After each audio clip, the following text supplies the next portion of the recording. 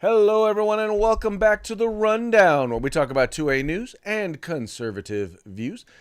I will be your host today, Craig DeLuz, coming at you from the West Coast, the left coast, behind the Iron Curtain, otherwise known as the Sierras. But as we all know, I do not do this program by myself. That's right. My name is Mike Piroworski, coming to you live from the East Coast. That's the coast with the most from the co-host with the most here on the Rundown. 2A Views, conservative news. Craig, it's thank God it's Friday. Thank God it's Friday, and I'm mad at myself because I keep saying I'm going to pull down that song. We'll just have to include that as our Friday thing. I keep saying I'm going to do it.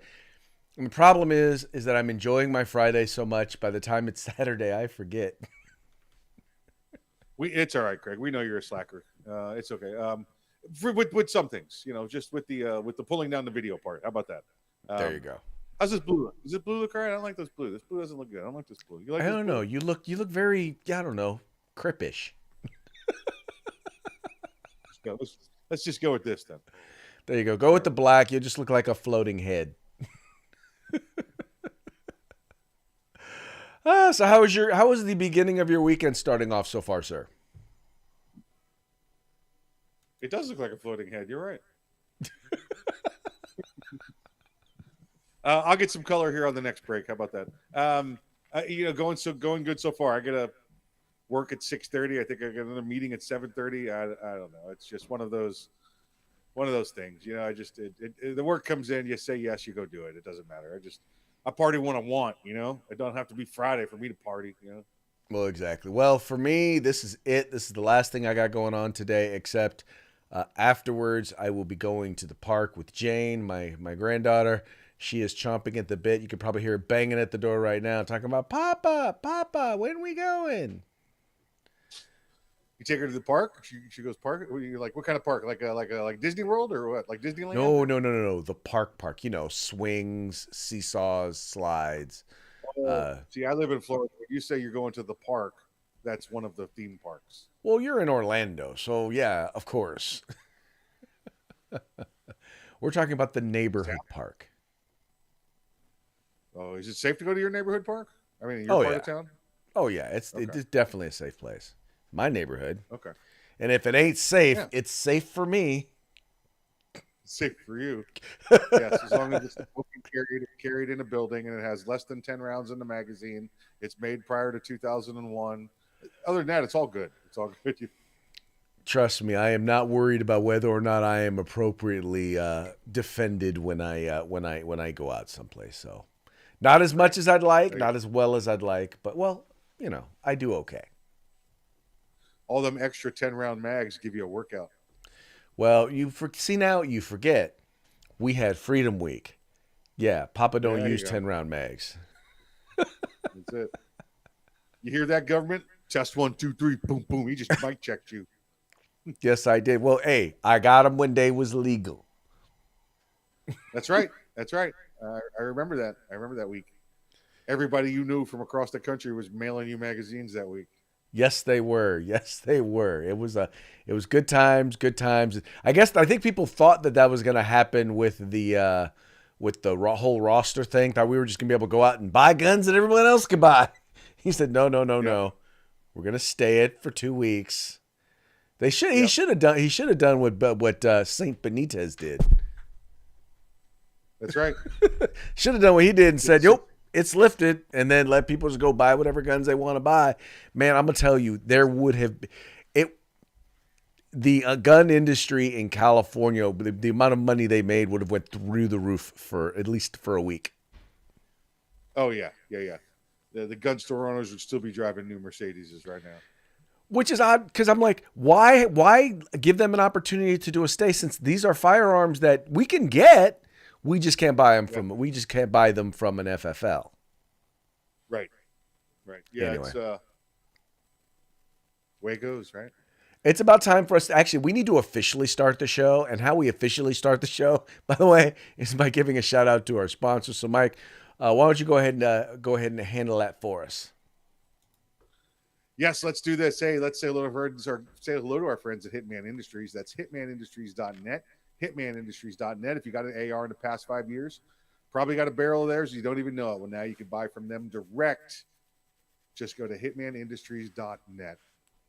California Republican Assembly fighting a good fight behind enemy lines. Now you can be part of California's future today. Check out California Republican Assembly. Hog Holsters, get the best in concealed tactical holsters out there. It's HAWGholsters.com. And of course, you want some awesome field gear, tactical gear, get on over to uscombatgear.com.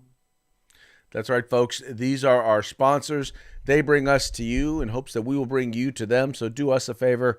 Do yourself a favor. Go visit them today. All you got to do is follow the links in the description to this program, and it'll take you right to their website. You can figure out what they do, what they got, how you can spend some money with them. You can also make sure to let them know that it was the guys over at The Rundown that sent you. Also want to encourage you, if you haven't already done so, please remember to like, share, and subscribe however you are partaking in the program. Make sure you share it with your friends. Let them know that this is the place to get your news and information, or at the very least, the place to hear it, because, we try to have a good time with the news. So do that, and we don't care how you partake. All we care is that you partake. Please partake. Please partake. All right, let's go ahead and get into today's stories. This first one is near and dear to me as a school board member. Yes, that's right. I've told you I'm a member of a local school board here in Sacramento, California. It is frustrating because you may have seen, noticed, or heard about. That's the word I was looking for. Heard about when the National School Boards Association sent a letter to the Department of Justice, and asking the Department of Justice to investigate parents who are showing up at school board meetings and actually talking to and questioning and raising questions and concerns about what their children are being taught in school. Well, the DOJ then basically started doing investigations into several dozen parents, basically they did it under the guise of the fact that they were listing them as domestic terrorists. Turns out, Congress looked into it, and turns out that they really had no real foundation or no real reason for being able to do that. It was baseless. Well, now it appears that Republicans in the House, and I talked about it when they introduced this, but Republicans in the House have actually passed the Parents' Bill of Rights in a bid, once again, to fight woke education. But really what this is basically letting parents know that you have a right to stand up for your children, to review the curriculum. If you have questions or concerns about policies that are being pushed at a school district or curriculum that is being taught, you as a parent have a right to be heard. And, the sad part is, Mike, this is nothing new. This is something that we should not have to fight for. We shouldn't have to have Congress pass a law. But you can see that there are many, many school boards, and most of them in blue areas, in blue states, in blue areas in blue states, or even blue areas in red states, that just believe that they know better than parents do about how to raise their children and what their children should be learning, and that parents should really have no say in the educational process of their kids. And I think this kind of turns that on its head. Yeah, Craig, it's nice to see this come forward. Let's see if it's got the legs to make it through through the Senate as well. It's being pushed as an anti-woke bill, like you said. So I think normally when you hear something like the Parents' Bill of Rights, that would roll through. But now that it's been labeled the anti-woke piece of anti-woke legislation, I don't know. I don't know if it's got the strength to get through the Senate. It's clearly going to make it out of the House, it seems, but. It's a shame because this is something that's needed, something that needs to happen. We know it's been going on right down the party lines, red or blue, depending on which state you're in. Well, what your House control or your governor's mansion control is there.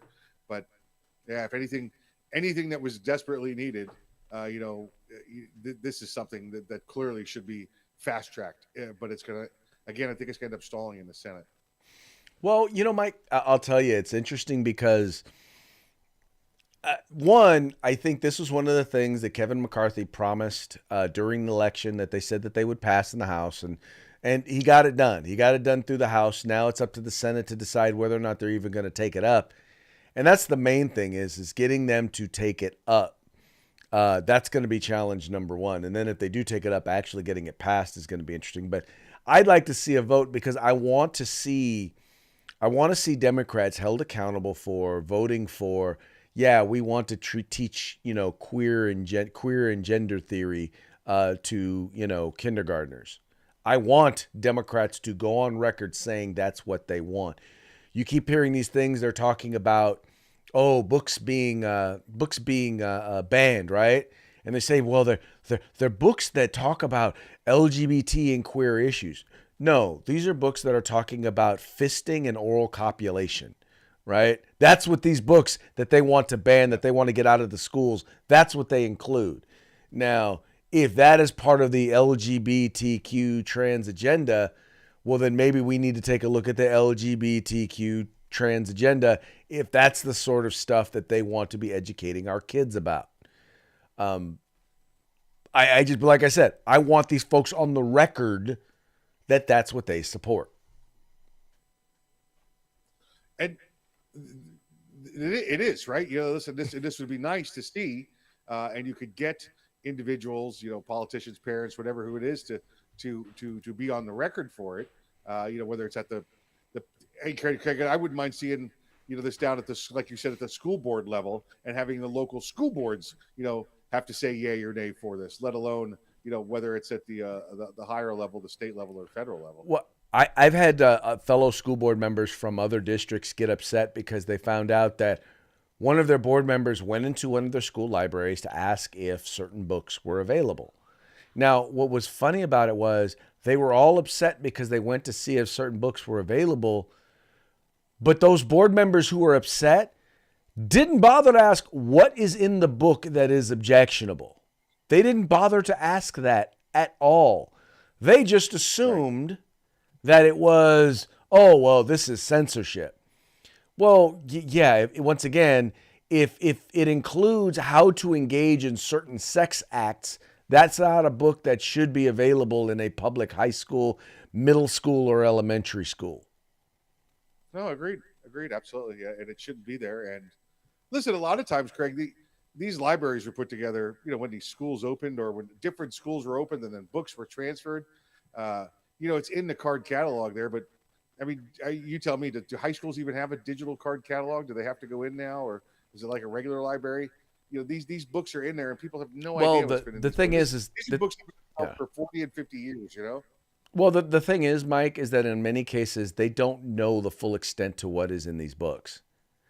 And that's the point, is that if that's the sort of stuff that is in some of these books, okay, I will give you a benefit of the doubt that you did not know it was in the book, that sort of stuff was in the book. But once you know it's there, you shouldn't be opposed to removing it. And you definitely shouldn't be opposed to people going in, or at least when I say people, I mean school officials or members of the school board or even parents going in and reviewing and seeing what material is being made available to their students, to their children. I think, you shouldn't be against that. You should be for that. And if something is found to be inappropriate, then it gives them the opportunity to call for it to be removed. And I don't understand why someone would be against that unless they're trying to groom the children. That's the only real reason. Agreed. Yeah, of course. Talk about grooming. I don't know if this necessarily qualifies as grooming, but it definitely is an issue. At Georgetown University. Now, we already know that social justice theory has always been something that has been taught. In fact, they're taught at our institutions of higher learning. Social justice theory, that's where you get queer theory, trans theory, modern feminist theory, critical race theory, are all things that are all taught under the umbrella of social justice theory, which, by the way, comes from postmodernism, which has its roots in Marxism. Just so y'all know, I know people out there are going to be like, wait, what? No, yes, that this is all true. It's already been documented. People who know and are intellectually honest will admit it. Well, at Georgetown University, mind you, an institution that was founded as a Christian university, at Georgetown U, they are going to require social justice courses as well on the school's history of racism and slavery. Talking about the school's history of racism and slavery. And I'm like, Mike, maybe I'm missing something, but are they trying to say that Georgetown University owned slaves? Yeah, yeah, right. I mean, isn't that what the implication is? Craig, it's not that they're teaching, the theories, or they're teaching the history of racism in the country, or they're teaching the history of slavery in the country. It's that they're rewriting the history and then teaching it. It's the revisionist history that's the issue. It's that, look, you, President Whitey, you're wrong for what happened 200 years ago. We're going to grade you today on what happened 200 years ago. It's that's the issue. No, I don't think there's anybody out there that thinks, okay, we did not have racial issues, we did not have, slavery in the country, but now with this revisionist history, it's continuing to be me, the white guy's fault for having done it, and because somehow I didn't rewrite the history, that makes me wrong for the history. All right, Mike, this is from the actual article that was there in Breitbart. It says, this course will focus on Georgetown's history, including the enslavement of people of African descent, as well as how that history intersects with the national and global experiences of slavery and emancipation, settler colonialism, imperialism, and contemporary struggles for justice, the document states. They're talking about this document that's establishing this. The course also creates a common vocabulary for all Georgetown students to use when they talk about racial equity and justice. Now, Mike, here's the thing. Now, this is one of the things when they talk about a common vocabulary, right? What they're talking about doing is redefining words and terms and terminology from what everyone normally knows them to be, in order to obfuscate or the whole conversation. So, for example, what do you know? What do you consider to be white supremacy? That's not a rhetorical question. I'm asking you. What do you tell me your definition, what you've historically known white supremacy to be? That would have been people of white culture oppressing different minorities. That's what white supremacy is. I am supreme, and therefore I'm going to make you suffer. I'm going to make you less than I am.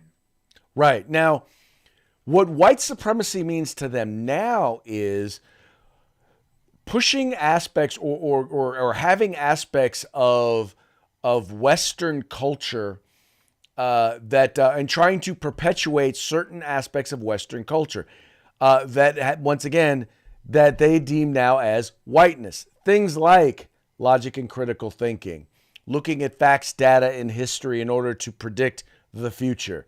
The concept that if you work hard, you can get ahead, right? The concept of being on time. All of those are considered, if you believe in them, white supremacy, right? They're aspects of whiteness. And if you succumb to them, then you are accepting white culture, and therefore you are perpetuating white supremacy. Now, if I were to say, if that is the definition, based on that, I'm a white supremacist. But now, if you look at what the definition we all generally have known it to be, then I'm not. But doesn't common sense tell you that, look, you don't get to just change terms and terminology in order to get your way? But that's exactly what they're trying to do.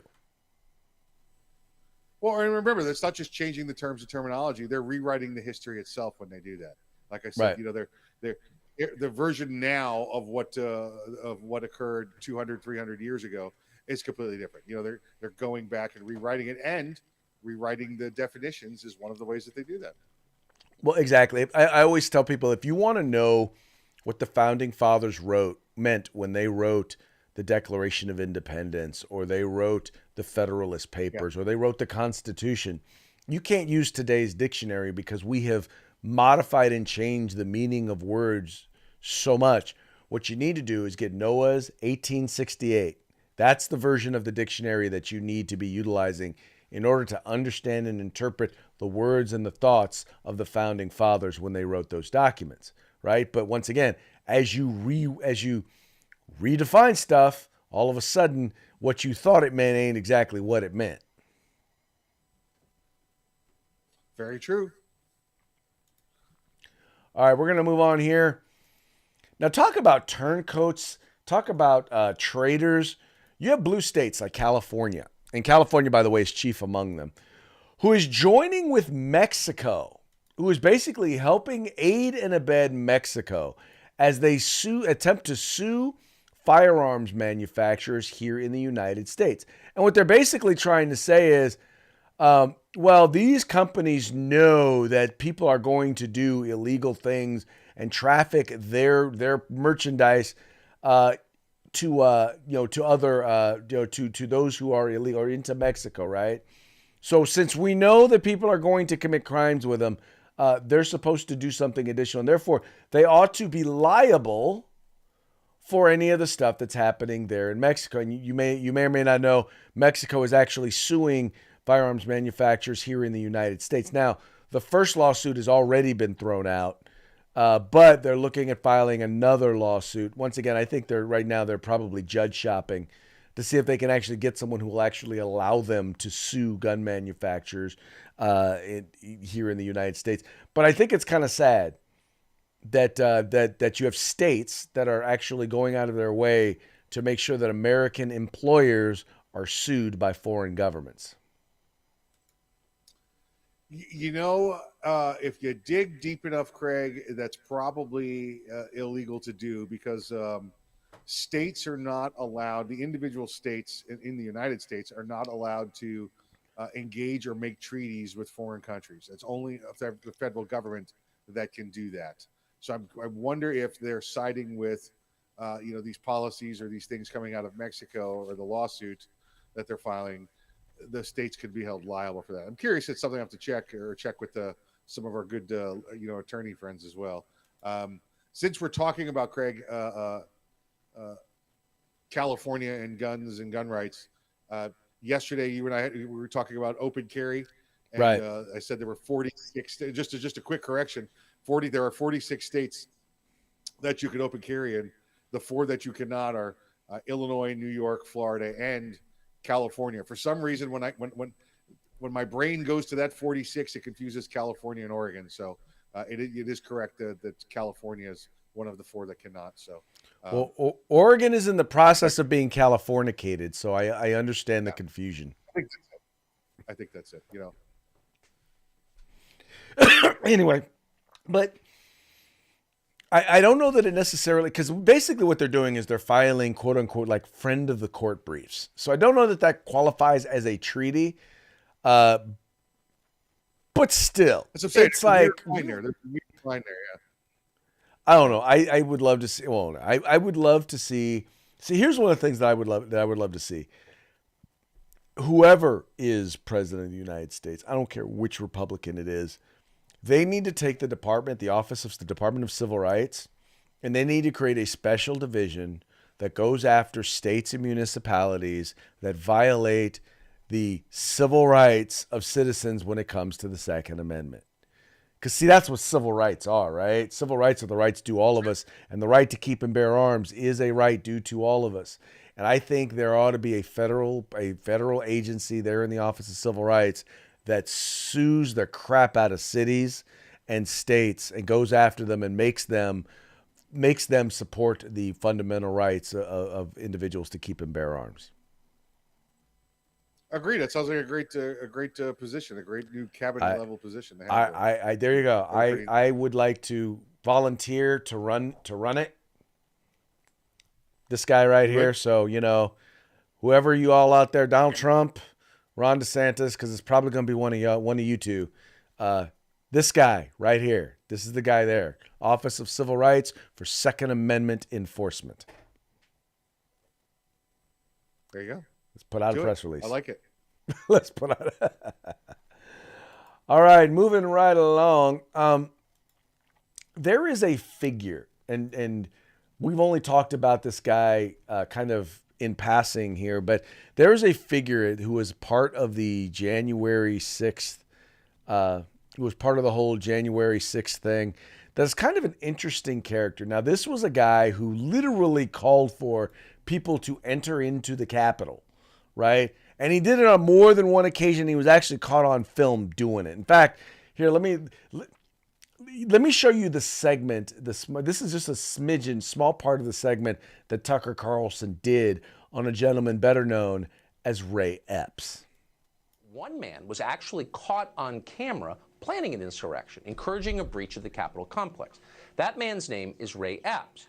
Now, the New York Times noted that Epps was videotaped on both January 5th and January 6th, urging protesters to storm the Capitol. Here it is. We need to go in to the Capitol. Let's go! I'm going to put it out there. I'm probably going to go to jail for it. Tomorrow, we need to go into the Capitol. Into the Capitol. Peacefully. Fed. Peacefully. Okay, folks. Number one, as soon as the president's done speaking, we go to the Capitol. The Capitol's this direction. Now, in a lot of ways, that's the strangest video to emerge from January 6th. We played it several times in this show. Quote, we need to go into the Capitol, Ray Epps tells the crowd. He says it repeatedly. He's so emphatic about it, encouraging other people to commit a crime, that the crowd around him decides he must be a federal agent. They began chanting, as you just heard, Fed. So shortly after that video surfaced, the FBI placed Ray Epps on a list of people wanted for questioning, and they released it to the public. And you can understand why they did that. According to the Justice Department, what Ray Epps did on that video is a federal crime. In fact, the Biden administration has charged several people with seditious conspiracy for doing precisely what you just saw Ray Epps do, urging others to enter the Capitol complex on January 6th. Here, for example, is a quote from a DOJ press release. It describes the federal case against 5 members of the so-called Proud Boys, the group you're supposed to be terrified of. Quote, on January 6, 2021, the defendants directed, mobilized, and led members of the crowd onto the Capitol grounds and into the Capitol, end quote. Again, that's what you just saw Ray Epps tried to do. But here's the difference. Others who have done that are in prison or facing long terms in prison. But no charges have ever been filed against Ray Epps, despite the fact there's no question he did it, because once more, it's on tape. That's very strange. It just is. And we don't care how many people call us names for pointing that out. It is strange. And we'd like an answer to what the heck is going on. Now, we've asked Ray Epps on this show repeatedly to explain why he thinks he has escaped prosecution. And we'll ask him once again tonight, and we will keep asking, because we think it is a very obvious and important question that gets to the heart of what. All right, so now Ray Epps, and now they're calling him at the Hill the Trump supporter. We're basically saying now he seeks an apology from Tucker Carlson for spreading January 6th informant conspiracy. Now, as you saw right there, he's not saying that he was a Fed. He's not saying that he was an informant. What Tucker Carlson specifically said was, "This is weird, and we're going to give Ray Epps the opportunity to explain himself." And Ray Epps has decided he doesn't want to explain himself. Now, normally, Mike, when it comes to Tucker Carlson, I'm always I realize it's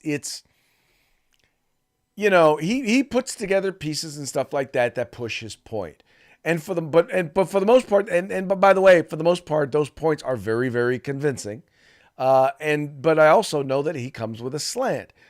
But I'm looking at this and I'm asking myself, okay, well, if he's given you the opportunity, Mr. Epps, why are you not? And by the way, there are tons of people who could give you the opportunity to say that you're not an informant.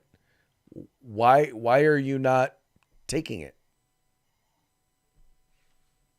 It's easy, Craig, because the show was only 2 seasons long and it's ended. The January 6th conspiracy show brought to you by the Capitol is already ended. It's over. There's maybe there's going to be a prequel. Maybe they could bring back Agent Epps then for the prequel if they want to have that. Perhaps there's going to be some sort of post log or maybe a director's cut with some commentary. They might bring Agent Epps back for that, but otherwise it's over with. They're moving on. That is hilarious, Agent Epps. Yeah, this is Epps. They can call him Epps all they want. That's not his real name, but we know Agent's his first name. That's right. Sure. We know Agent is his first name. But now here's the other thing that's funny though. You do realize that the head of the Proud Boys, who also, by the way, is on trial, you do realize he's an actual FBI informant. He's actually working with the FBI. Yeah. The best part about this thing with the Agent Epps here is like the middle of that video when he's spouting to go inside, and the one guy just turns around and goes, Fed. The look on his face is like, do you guys see this, right? You guys see this? You see the Fed here? So. I'm sorry. We have a guest appearance from Jane today. Jane, say hello to everybody. Hi, Jane. So, Jane, we're on the air right now, so we're kind of talking to people about stuff. So, while I definitely want to hear what your teacher said, I can't do it right now, okay? I'm going to tell you something. What do you want to tell me? My teacher said I'm going to school to Easter hunk, and I'm going to bring that. She's going to bring her peeps with her. All right, with that. Okay, give Papa a kiss. All right, you got to go. Wait, I need my clock. Get your clops. The shoes she wears that are her princess shoes. We don't call them shoes. Yep. We call them clops. Oh, I was gonna say I like how you're teaching her all the street lingo already. She got to go to school and take her peeps, yo. Her peeps. Oh. Fun stuff. Oh, but yeah, Ray Epps. Dude. Agent Epps. Agent Epps. I love that. Agent Epps. That's a phenomenal one. But yeah, I mean, but think about this, man. How many different of these conspiracies? I mean, think about it. The group that wanted to kidnap Governor Whitmer. Yeah. Like, there's 14 people involved in this conspiracy, and 12 of them are FBI informants. Yeah. And the other two were just too stupid. They were like, I didn't know. I was just doing what they were saying to do. They said, get in the car. I'll get some ice cream. I got in the car. I got ice cream. But yet they still get away with it. What gets me is, and I hear some of these folks on the left who are talking about, the FBI infiltrating the civil rights movement and the Nation of Islam and this and that and other. And I'm like, so you're saying that they couldn't infiltrate the Proud Boys or any of these other groups? Really? I don't know. The hypocrisy, hypocrisy never ceases to amaze me. But, sir, it is what it is. But I will tell you what we do have now, though. We now have an opportunity to move on to our parting shots. And so with that, let me move that over to there. Bam. So we get all our sponsors up, and then we go. Bam. There we go. Time for parting shots brought to us by Hog Holsters. That's hogholsters.com. Get your Hog Holster today. Enter the discount code The Rundown. All caps, no spaces. Get your Hog Holster today. All right, you guys know that it is now Friday.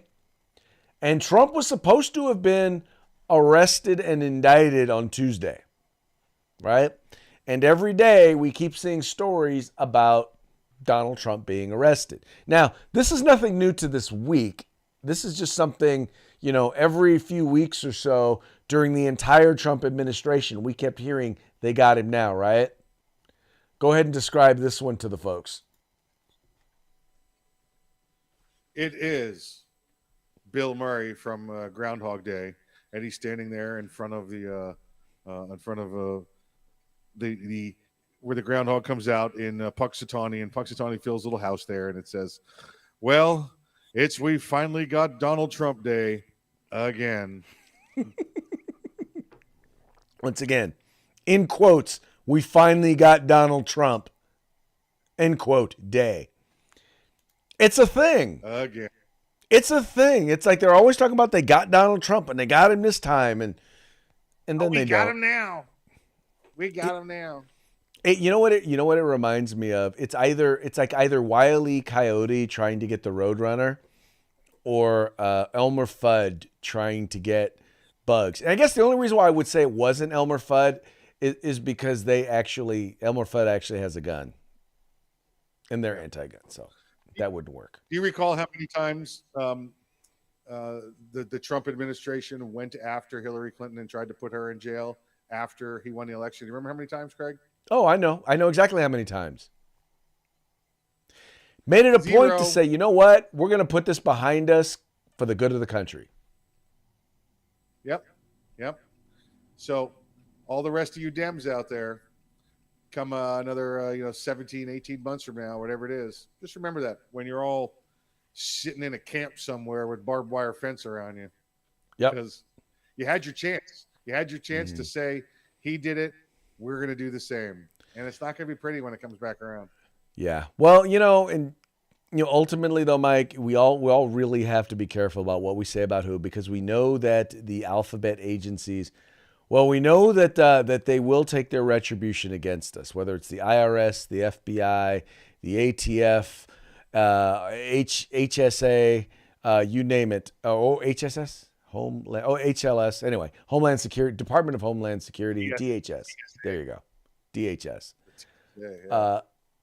And that's why, as Homer Simpson said, you've got to learn to trust your government. And then speaking into the lamp, that's what I do.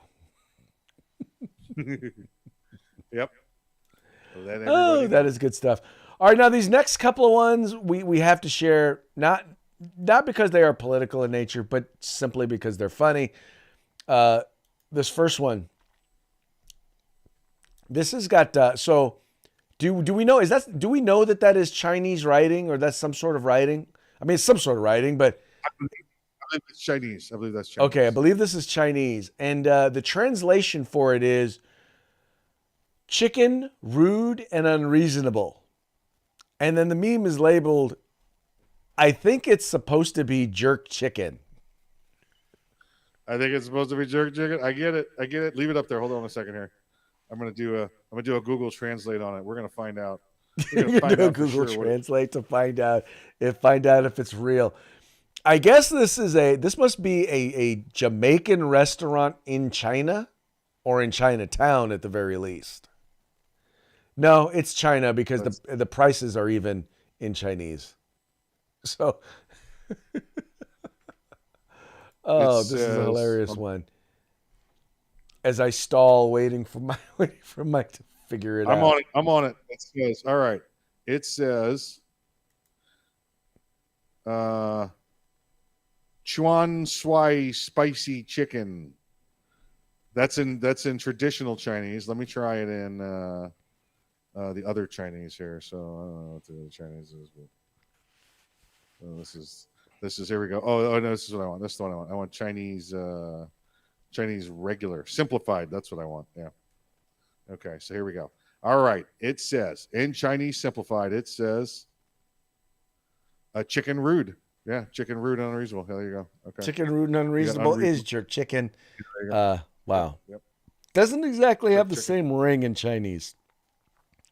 All right, this next one is. I'm sorry. Go ahead. I said no, it does not. All right, this next one he sent over and I found hilarious because, well, we all know families with this situation. You want to go ahead and read this one to folks? Oh yes, yeah. Jessie, that's Mama Jessie, by the way, says she says, I have one intelligent child who is designing a parachute, and putting this as politely as I can, I have another child willing to try the parachute. Yep. I know that some of you who love your kids and see them as, in the most glowing eyes that you can, don't feel you're like I don't get it. But those of us who are realistic and have seen families with kids who are where one is intelligent and the other one is willing to try the parachute, we know what that Right. parent is talking about. Everybody's got a family like that. Listen, there's Becky over here, and there's Jeffrey, yeah, and then there's the one over there sniffing his feet. I don't know what he's doing. He's just licking the chair. I don't know what's he. I don't know. I don't get it. So Give an example. There's Beau Biden, and then there was Hunter Biden. I don't know much about Beau, but I'm assuming that since, you know, there's no laptops floating around of pictures of him naked with Chinese hookers and smoking crack, that he's probably not stupid. Or at least we can at least assume that Hunter is the one who's willing to try on the parachute. How about that? I mean, Beau's dead, so I mean, it'd be hard for him to do those things. But well, my point, he has not always been dead. He was a grown adult who served in the military, and as far as we know, has not had any issues of, once again, photos of him with, you know, underage hookers and crack appearing it's anywhere. probably hard for him to do those things because he's dead. You know, he's I'm talking about before he died. He didn't leave a laptop at a repair store because he's dead. He's dead. He didn't, not able to take it there. So Which, by the way, means that he is definitely smarter than Hunter.